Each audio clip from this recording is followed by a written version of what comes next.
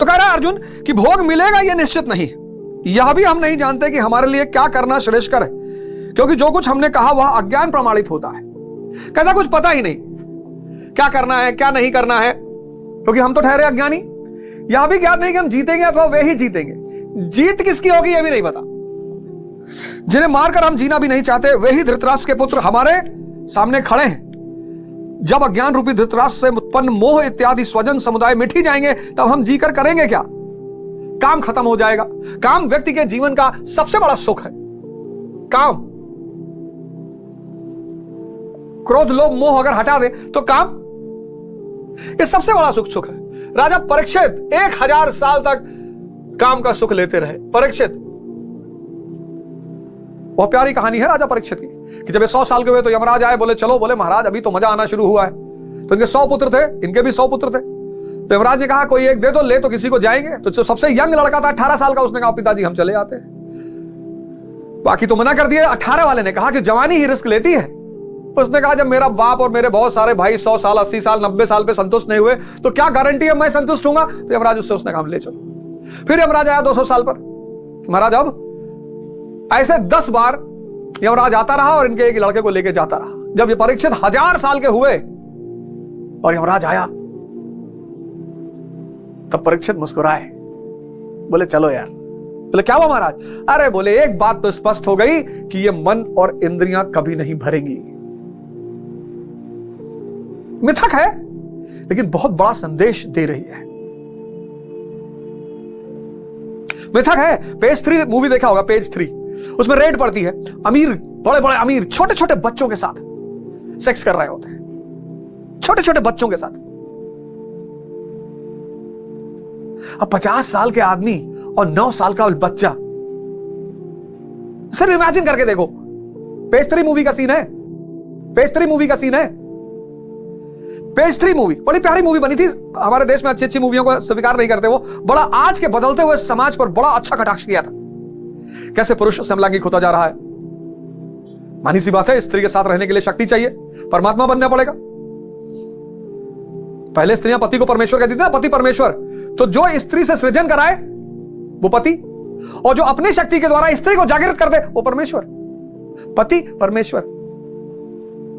अब शक्ति है ही नहीं, गोली चल गई, स्त्री के पीछे जाकर छिप गए। इतनी शक्ति नहीं कि सृजन करवा दें, तो कहां पति परमेश्वर मान ले वो? और क्यों मान ले? काम, इंद्रियों का भोग, जबान का भोग, आंखों का भोग, कानों का भोग, कामेंद्रियों का भोग। वो कह रहा है जब यही सब खत्म हो जाएगा तब चाहे जो कुछ मिले फायदा क्या? अगर जीवन से काम खत्म हो जाए, मनुष्य ने जो सबसे बड़ा आनंद जाना वो काम यानी इंद्रिय भोग,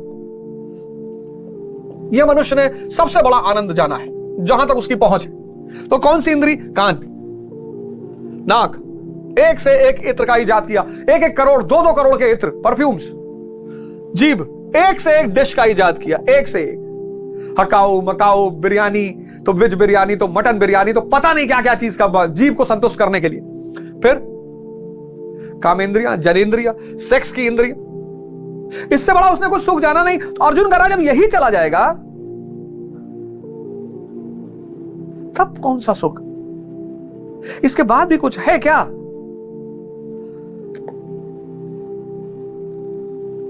अर्जुन कह रहा है इसके बाद और भी कोई आनंद है क्या? मनुष्य ने जो परम आनंद जाना है वो यही जाना है। इसके बाद किसी आनंद का उसे अनुभव ही नहीं है।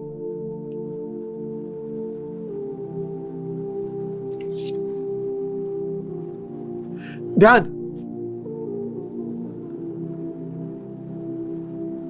क्या ध्यान? क्यों ध्यान? कैसे ध्यान? महत्व। मन, 2 अंधों का पुत्र मन, धृतराष्ट्र। इंद्रियां, गंधारी, धृतराष्ट्र, गंधारी। इन 2 अंधों से पैदा हुआ दुर्योधन, यानी मैं, यानी दूषित धन जो बाहर ही भागेगा।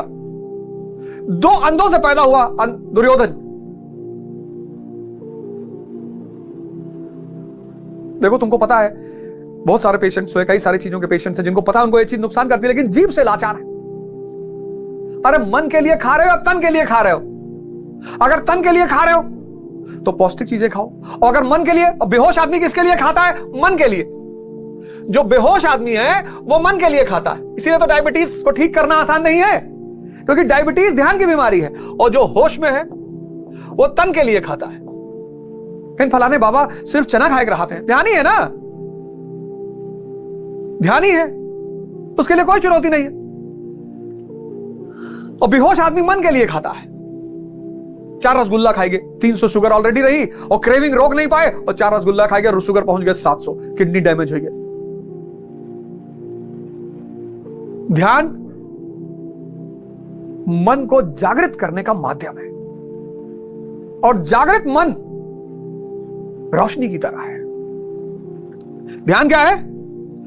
मन को जागृत करने का माध्यम, और जागृत मन कैसा है? रोशनी की तरह, लाइट की तरह। इसलिए हमने परमात्मा को क्या माना? लाइट माना। इसलिए हमने परमात्मा को लाइट माना, लाइट।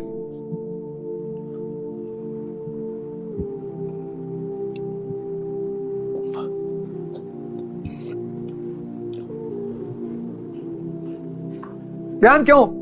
मन को जागृत करके अपने अंदर रोशनी जलाना।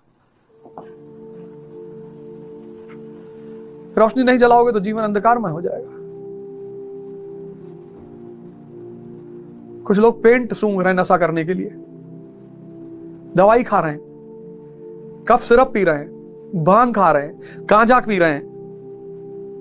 पता है किससे बचने के लिए? मन से बचने के लिए। बेकाबू हो गया है ना, 25-25, 30-30 साल में बेकाबू हो गया है।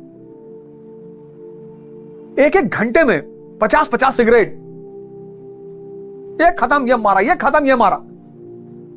पर आप सोचो, अगर दिन में कोई 50 सिगरेट पी ले तो बहुत बड़ी बात है। दिन में, 1 घंटे में। एयरपोर्ट पे सिगरेट रूम्स बनाए गए हैं, वहां शायद ही कोई मजदूर हवाई जहाज पर बैठ के जाता हो। Delhi airport, Dubai airport, Lucknow airport बढ़िया शीशे वाला बनाया गया है। एक से एक टाई वाई वालों को टाई लगाया, सूट लगाया, और मानी का सूट पहने हुए सिगरेट पी रहे हैं। मैं कहता हूं भगवान इनकी मदद करना। तो ध्यान क्यों? अंदर की रोशनी को जलाने के लिए, मन को जागृत करने के लिए। ध्यान क्या